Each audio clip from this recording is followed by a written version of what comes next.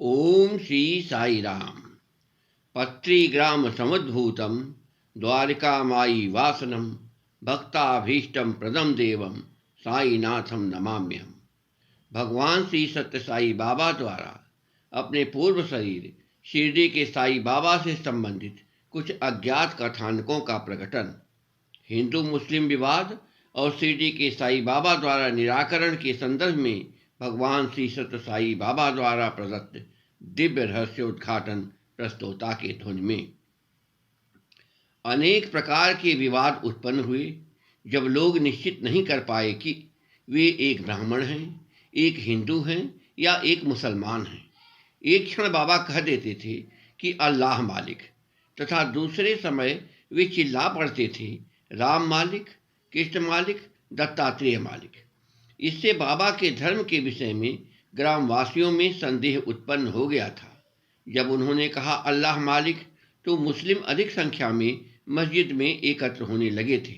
दृष्टिगत रूप से भी बाबा मुस्लिम ही दिखते थे, इसलिए अधिक संख्या में मुस्लिम बाबा के पास आए। हिंदू भी दीप प्रज्वलन, चढ़ावा आदि हिंदू अनुष्ठानों द्वारा उनकी पूजा करते थे। हिंदू और मुसलमान एक दूसरे के अनुष्ठानों द्वारा उनकी पूजा का अनुमोदन नहीं करते थे। दोनों समुदायों में अत्यधिक शत्रुता विकसित हो गई। एक दिन मालसापति बाबा के निकट बैठे थे और उनकी सेवा कर रहे थे। मालसापति खंडोबा मंदिर के पुजारी थे। मुस्लिमों द्वारा एक हिंदू पुजारी को बाबा के निकट बैठा हुआ देखने पर क्रोधित हो गए और मस्जिद में एकत्र होकर मालसापति को डंडों से पीटने लगे। डंडे के प्रत्येक प्रहार पर मालसापति चिल्ला उठते थे बाबा बाबा। जिस क्षण मालसापति ऐसा चिल्लाते थे, उसी क्षण प्रहारों का अनुभव बाबा को भी होता था। मालसापति गिर पड़े और बाबा बाहर आए। मुसलमानों को बाबा के प्रति महान निष्ठा थी।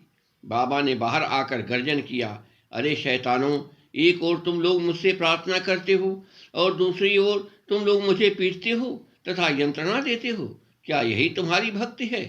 मुसलमानों ने बाबा के प्रहारों के चोट में से रक्त बहता हुआ देखा तो दौड़ते हुए बाबा के निकट आए।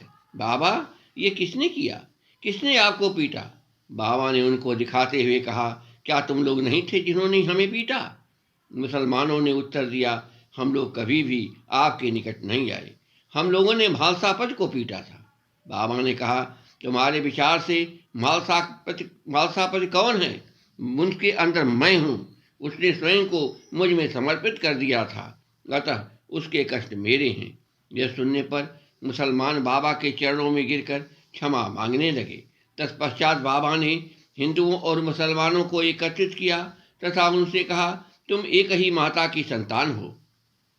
तदंतर बाबा ने मानव के प्रति भ्रातृत्व अर्थात भाईचारे का एवं ईश्वर के प्रति पितृत्व अर्थात पिता के भाव का प्रमाण दिखाया। तुम्हें जाति, संप्रदाय एवं धर्म में विभेद नहीं उत्पन्न करना चाहिए। मानव जाति के लिए हृदय महत्वपूर्ण है। व्यक्ति द्वारा धर्म में प्रभु को ढूंढने पर वे नहीं प्राप्त हो सकते हैं। व्यक्ति को ईश्वर का अन्वेषण अपने स्वयं के मन और हृदय में करना चाहिए, क्योंकि वे वहीं पर प्राप्त होते हैं। जाति, संप्रदाय एवं धर्म के विभेद शरीर से संबद्ध हैं। ये सभी सांसारिक क्रियाकलाप हैं। व्यक्ति को ईश्वर का अन्वेषण हृदय में करना होगा, जो कि सांसारिक कार्यकलापों में से परे हैं। बाबा ने जिनका शिरडी आगमन चांद भाई पटेल के साथ वर्ष 1858 ईस्वी में हुआ, 1918 तक शिरडी में को नहीं छोड़ा। जब शिरडी में बाबा ने प्रवेश किया था, उस समय 1854 ईस्वी में वे 16 वर्ष के थे। बाबा 80 वर्ष तक रहे। दिव्य वचनामृत 27 सितंबर 1992 ईस्वी संवत पुट्टपर्ती प्रशांति निलयम। सौजन्य से आंग्ल भाषा में श्री सत्य साई मीडिया सेंटर प्रशांत निलयम द्वारा प्राप्त। मूल तेलुगु में स्वामी की मधुमय वाणी में सुनने तथा अंग्रेजी में अनुवाद पढ़ने तथा सुनने के लिए निम्न वेबसाइट पर जाएं। जय साई राम।